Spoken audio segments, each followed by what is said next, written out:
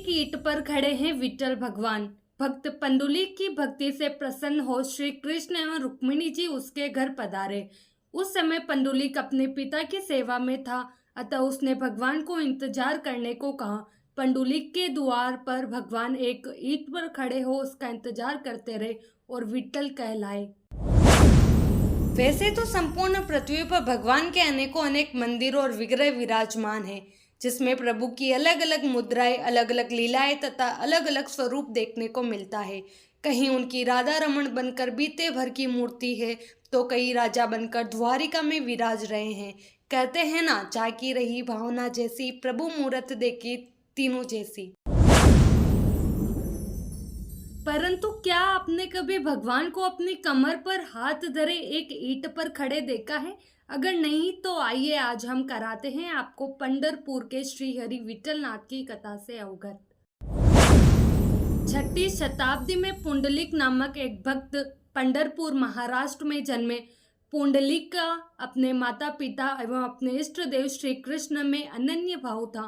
भक्त पंडुलिक अत्यंत सरल, मीठे एवं सहज व्यक्ति थे और श्री कृष्ण को उनका यह स्वभाव बहुत पसंद था। एक दिन श्री कृष्ण तैयार होकर कहीं जाने लगे। उन्हें जाता देख रुक्मिणी जी ने उनसे पूछा, तो प्रभु ने उत्तर दिया कि वे एक भक्त के दर्शन हेतु पृथ्वी पर जा रहे हैं। जब पुंडलिक ने प्रभु से ईंट पर खड़े रहने को कहा, यह सुनकर उनका भी मन साथ जाने का हुआ, अतः उन्होंने भगवान से अपनी इच्छा व्यक्त की और दोनों उस भक्त के द्वार पर प्रकट हुए और बोले, पुंडलिक देखो बालक, हम रुक्मिणी जी के साथ तुम्हें दर्शन देने आए हैं। उस वक्त पंडुलिक अपने पिता के पैर दबा रहे थे। वे भगवान से बोले, हे नाथ, मैं अभी अपने पिताजी की सेवा में लगा हूँ, तो आपको थोड़ी प्रतीक्षा करनी पड़ेगी। तब तक आप इस ईंट पर खड़े होकर थोड़ी प्रतीक्षा करें। यह बातें कहकर वे पुनः पिताजी की सेवा में लीन हो गए। यह वार्ता सुन रुक्मिणी जी भी चकित हो गई। तब नाम पड़ा विठल। भगवान ने वैसा ही किया जैसा भक्त पंडुलिक ने कहा। भगवान कमर पर दोनों हाथ रखकर एक ईंट पर खड़े हो गए और साथ ही रुक्मिणी जी भी ईंट पर खड़ी होकर प्रतीक्षा करने लगी। पिताजी की सेवा से निवृत्त होकर उसने पीछे की ओर देखा तो तब तक प्रभु मूर्ति रूप ले चुके थे। पुंडलिक ने उस विग्रह को अपने घर में विराजमान करा, उसकी सेवा आदि करने लगे। ईंट को मराठी में विट कहते हैं, तो ईंट और खड़े होने के कारण प्रभु का नाम विठल पड़ा। आज भी आषाढ़ एकादशी के उपलक्ष्य पर लाखों श्रद्धालु पैदल यात्रा कर भगवान विठल के दर्शन करने जाते हैं। विठल विठोबा अर्थात पांडुरंग एक हिंदू देवता है, जिनकी पूजा मुख्यतः महाराष्ट्र, कर्नाटक, गोवा, तेलंगाना तथा आंध्र प्रदेश में होती है। उन्हें आमतौर पर भगवान विष्णु अथवा उनके अवतार कृष्ण की अभिव्यक्ति माना जाता है। विठल अक्सर एक सांवले युवा लड़के के रूप में चित्रित किए जाते हैं, एक ईंट पर खड़े और दोनों हाथ कमर पर रखे। कभी कभी उनकी पत्नी रखुमाई भी साथ होती है। विठल स्वामी मंदिर दक्षिण भारत के प्रसिद्ध स्थानों में से एक है। यह मंदिर कर्नाटक राज्य के हम्पी में स्थित है। हम्पी के समस्त मंदिरों में यह सबसे ऊंचा है। माना जाता है कि राजा कृष्णदेव राय ने हजार राम एवं विठल स्वामी नामक मंदिरों का निर्माण करवाया था। हम्पी बाजार से 2 किलोमीटर की दूरी पर स्थित 16 शताब्दी में निर्मित विठल स्वामी मंदिर विश्व विरासत स्थल की सूची में शामिल प्रमुख स्मारक है। मंदिर की नक्काशी विजयनगर साम्राज्य के वास्तुकारों की तकनीकी जादूगरी को दर्शाती है। मंदिर विजयनगर शैली का एक सुंदर नमूना है। विठल स्वामी मंदिर का भीतरी भाग 55 फुट लंबा है और इसके मध्य में ऊंची वेदिका बनी है। भगवान का रथ केवल एक ही पत्थर में से काटकर बनाया गया है, जो देखने में सुंदर है। मंदिर के निचले भाग में सर्वस्त्र नक्काशी की हुई है, जिससे मंदिर की खूबसूरती और बढ़ती है। कहा जाता है कि पंढरपुर के विठल भगवान इस मंदिर की विशालता देखकर यहाँ आकर फिर पंढरपुर चले गए थे। जब भक्त की प्रसन्नता के लिए भगवान विष्णु ने सिर पर रख लिया शिवलिंग, भगवान विठल नाथ भी प्रसन्न होकर अपने सिर पर शिवलिंग धारण कर लिए। तब से पंढरपुर के विठल नाथ भगवान के सिर पर आज भी शिवलिंग विद्यमान है। हिंदू धर्म में कई मतों को मानने वाले लोग हैं। उन्हीं में वैष्णव और शैव है। जो भगवान विष्णु को मानते हैं वे वैष्णव हुए और जो महादेव भगवान शिव को मानते हैं वे शैव कहलाते हैं।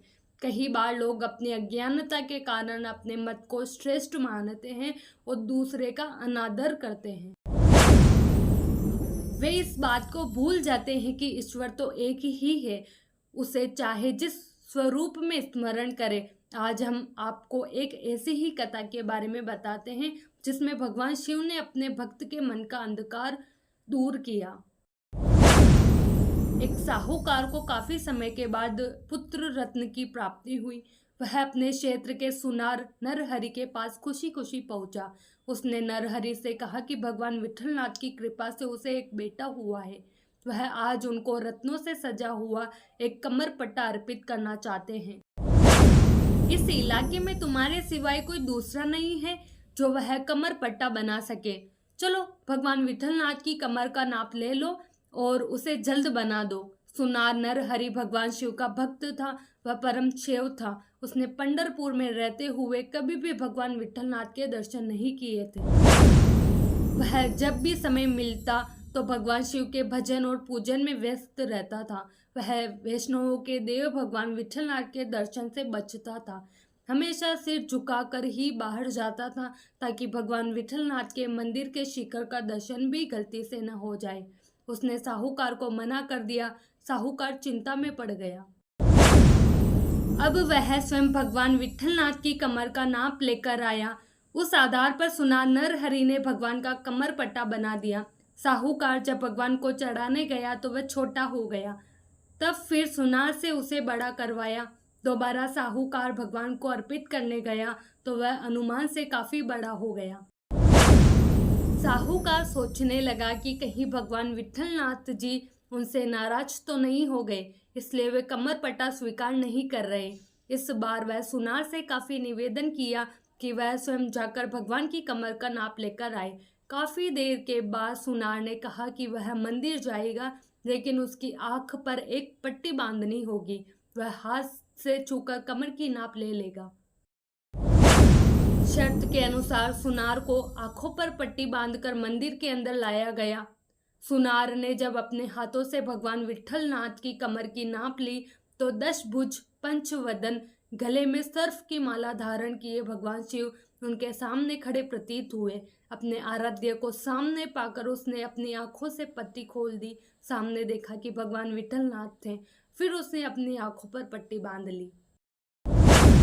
फिर उसने मूर्ति की नाप लेनी चाही तो सामने देवों के देव महादेव थे। पट्टी खोलते ही भगवान विष्णु के अवतार विठलनाथ सामने आते। नरहरि को अपनी गलती का एहसास हो गया। वह समझ गया कि ईश्वर तो एक ही है। उसने भगवान शिव से क्षमा मांग ली। भगवान शिव का भी उद्देश्य भक्त के मन के अंधकार को दूर करना था। भगवान विठलनाथ भी प्रसन्न होकर अपने सिर पर शिवलिंग धारण कर लिए। तब से पंढरपुर के विठलनाथ भगवान के सिर पर आज भी शिवलिंग विद्यमान है।